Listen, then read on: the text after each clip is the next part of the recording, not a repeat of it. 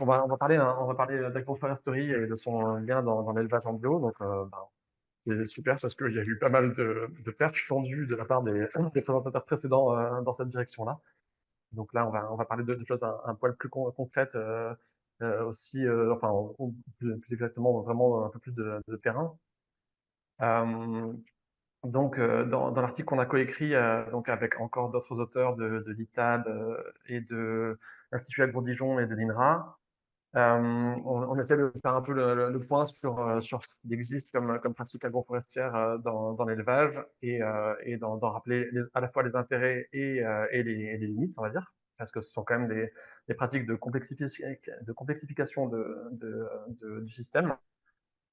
On a surtout tenu à croiser un peu les points de vue, c'est-à-dire à la fois à partir du point de vue de l'animal, évidemment, centre du système d'élevage, mais aussi du point de vue de l'arbre. Donc, personnellement, je viens plus de l'arbre fruitier que de l'animal.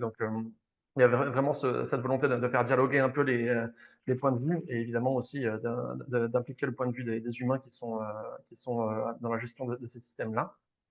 Et donc, c'était une opportunité aussi de creuser un peu les liens entre agroforesterie et agriculture biologique, ce qu'on pourra aussi éventuellement faire dans la discussion. Donc, de quoi on parle quand on parle d'agroforesterie? Une définition que j'aime bien, c'est celle d'association avec un caractère d'intentionnalité des arbres et des cultures. Et aussi, il faut que ce soit significatif. Si on a un arbre au milieu d'une plaine agricole immense, c'est pas de l'agroforesterie. Et une friche, c'est pas de l'agroforesterie non plus, puisqu'on n'a pas fait exprès d'avoir des lignes. Donc, dans le domaine de l'élevage, ça va concerner pas mal les systèmes de type pré-verger qui étaient très, très répandus dans toute l'Europe il y a quelques décennies et qui le sont encore dans certaines régions.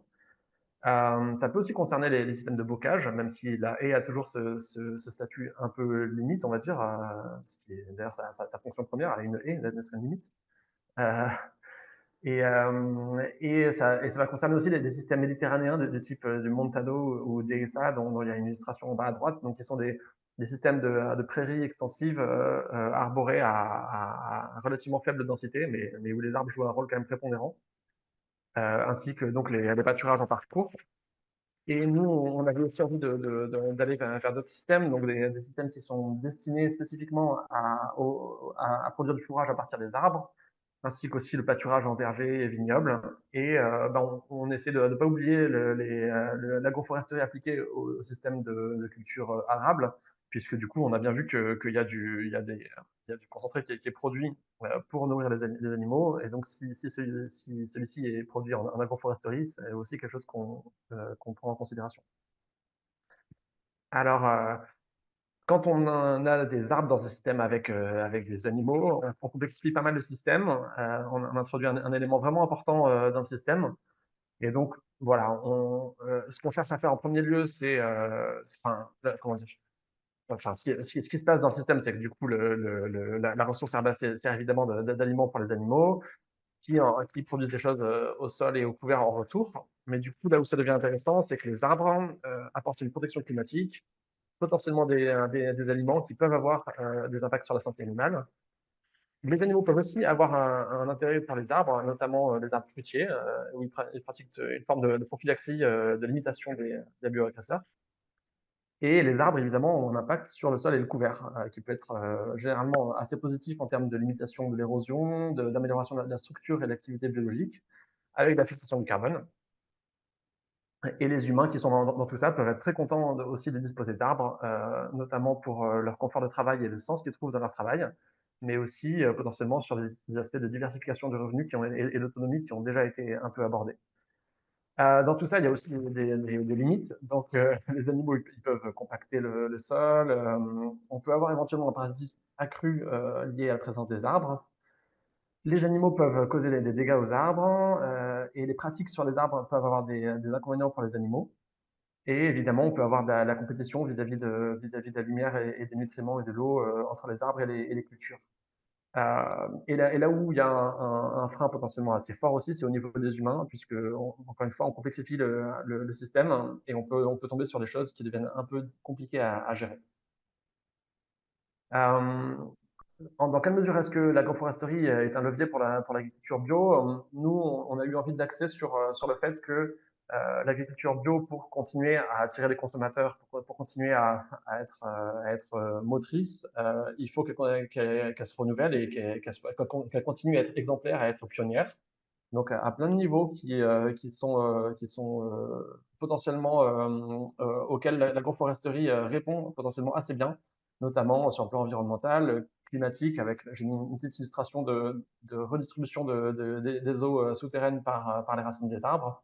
Et climatique, ben voilà, j'ai mis aussi un petit schéma issu de Climadiag où on voit une petite évolution projetée de climat de notre planète et également sur les aspects économiques et sociaux. Donc ça, on pourra en reparler. Ce qu'on va faire nous maintenant, c'est vous présenter certaines situations d'agroforesterie dans lesquelles il nous semble que tout ça s'illustre de manière assez harmonieuse, notamment l'arbre fourrager qui va être présenté par Geoffrey. Et ensuite, moi, je vais vous parler de pâturage en verger. Donc je prends le relais, merci Martin. Voilà, donc moi je vais parler un peu de nutrition, des animaux en lien avec l'agroforesterie. On va voir à la fois un peu l'impact des arbres sur les prairies et l'intérêt des arbres pour nourrir les animaux. Donc si tu peux passer slide suivante, voilà, merci. Donc d'abord, donc l'effet des arbres sur la production fourragère et on sait maintenant que cet effet, il est principalement dû à l'ombre des arbres et pas vraiment à la compétition racinaire qui est en fait assez faible. Et d'après les quelques premières études qui sont sur le sujet, mais on a vraiment besoin de plus pour avoir des confirmations solides, mais l'effet, de la canopée sur le rendement des prairies serait, assez faible tant que l'ouverture de la canopée serait, de plus de 60. Et enfin, tant que la fermeture est de moins 60 plutôt.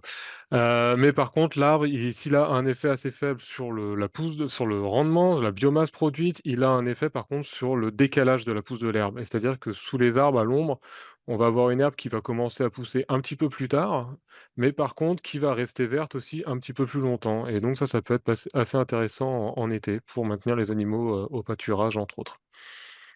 On a aussi un maintien de la qualité fourragère, c'est une question qui se posait parce que, on sait que les légumineuses, par exemple, se développent moins bien à l'ombre, donc entre autres à l'ombre des arbres, et donc on pourrait avoir une perte en protéines dans les fourrages. Mais par contre, les graminées sembleraient, elles, garder une meilleure valeur nutritive puisqu'elles sont sûrement protégées de la sécheresse, des coups de chaud et donc au final, ça s'équilibre et on aurait un maintien de la qualité fourragère.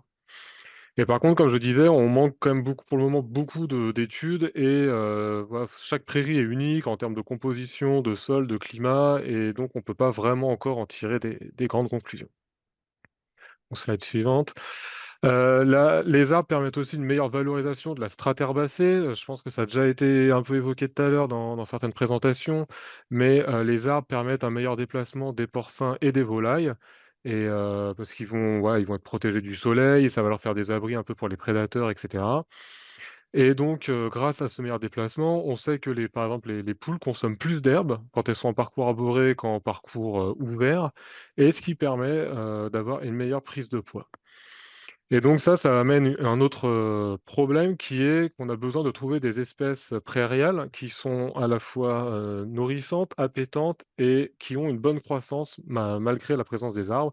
Et donc par exemple, comme on le disait juste avant, peut-être, trouver des alternatives aux légumineuses qui se développent moins bien quand on est à l'ombre. Maintenant, si on passe vraiment sur, la question des arbres comme source de fourrage, donc les arbres fourragers, on sait qu'ils sont utilisés depuis au moins le néolithique, hein, parce ils ont trouvé certains archéologues ont trouvé des traces d'arbres amenés dans des anciennes, étables mais aujourd'hui, voilà, on essaye de réétudier ça avec un regard plus scientifique et avec les connaissances qu'on a aujourd'hui. Et donc pour définir un bon arbre fourrager, il y a déjà 3 principaux critères à prendre en compte qui sont la valeur nutritive, donc les teneurs en protéines, en énergie, le rendement, la biomasse que produit l'arbre en feuilles et la palatabilité, c'est-à-dire, l'appétence, est-ce que les animaux ont envie de manger cet arbre?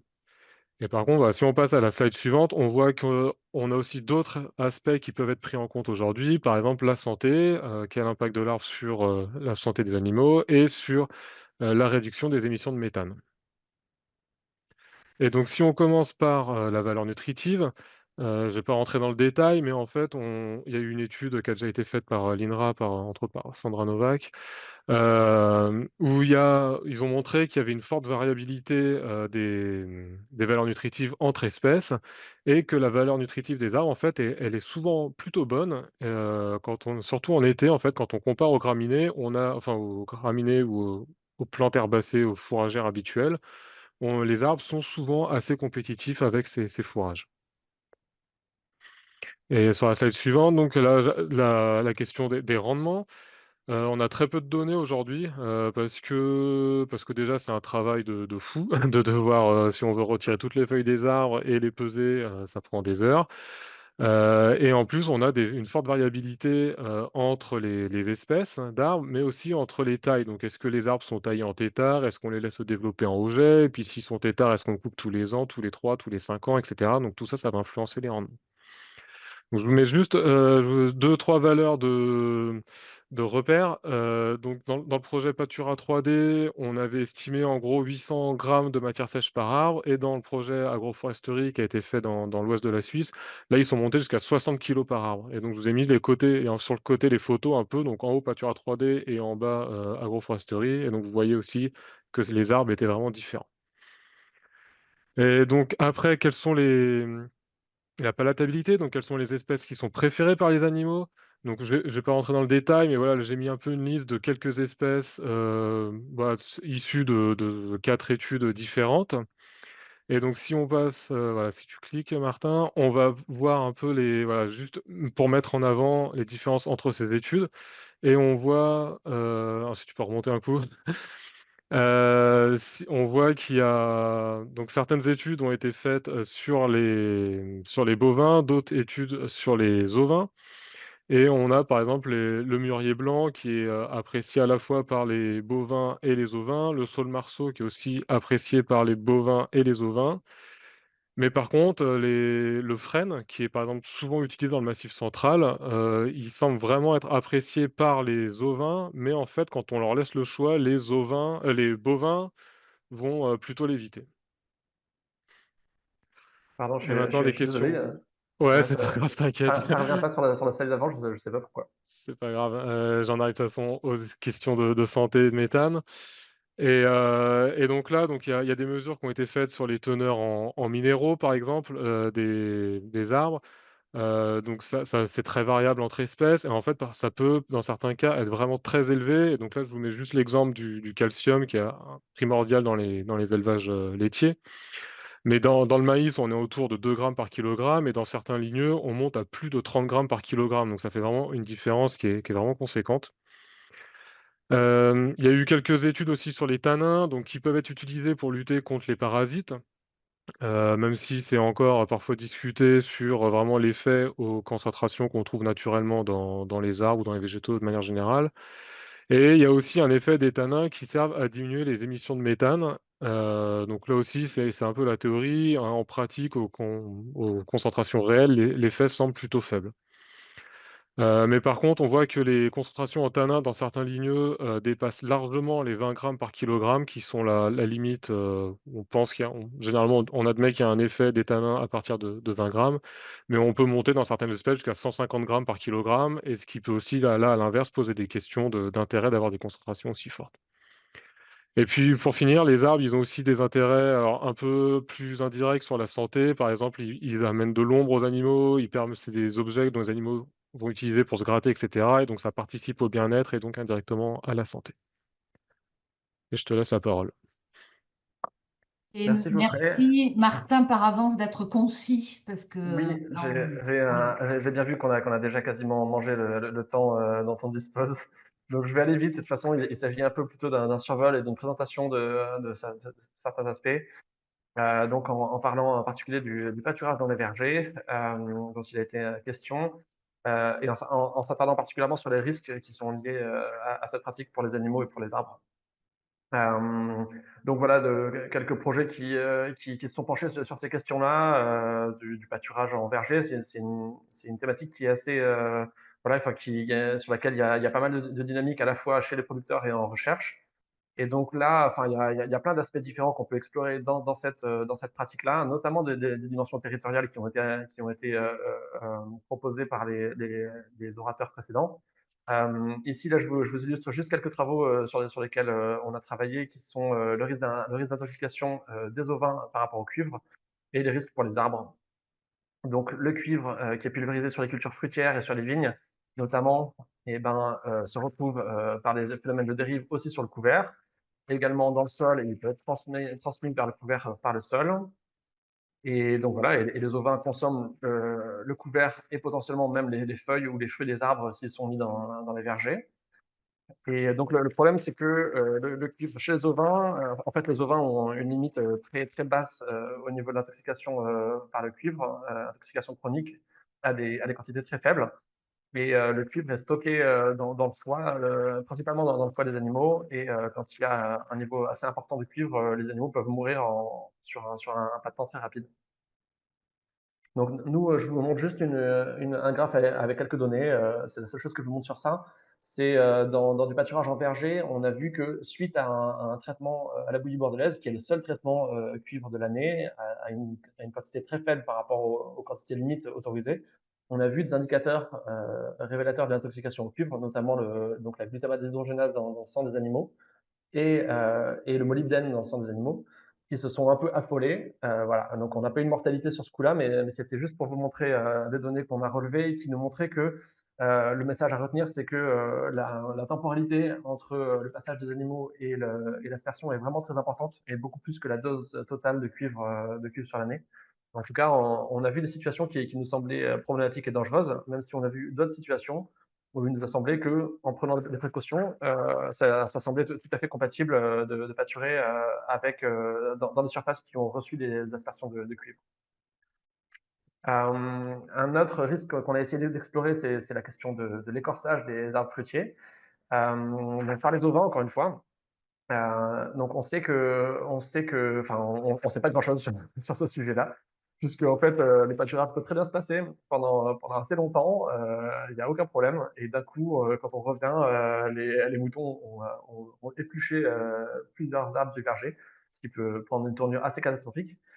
Et donc c'est quelque chose auquel on ne comprend pas grand-chose, même si on a fait des expérimentations pour essayer de mieux comprendre ça. Pour l'instant, c'est très multifactoriel, et il y a sûrement des aspects individuels, préférences individuelles, dimensions même sociales, qui interagissent avec des aspects alimentaires, et pour l'instant, on n'y voit pas très clair. Et juste à droite, vous avez une photo au milieu, vous avez une photo de brebis Shropshire qui sont réputées pour ne pas écorcer les arbres, et vous voyez ce qu'ils ont fait sur les arbres fruitiers. Donc on n'a pas de risque zéro qui soit lié au choix de la race. Et enfin, une autre chose qu'on a observée, et après je m'arrêterai là, c'est sur la dimension d'aboutissement. Donc ça rejoint pas mal les thématiques de l'arbre fourrager dont parlait Geoffrey.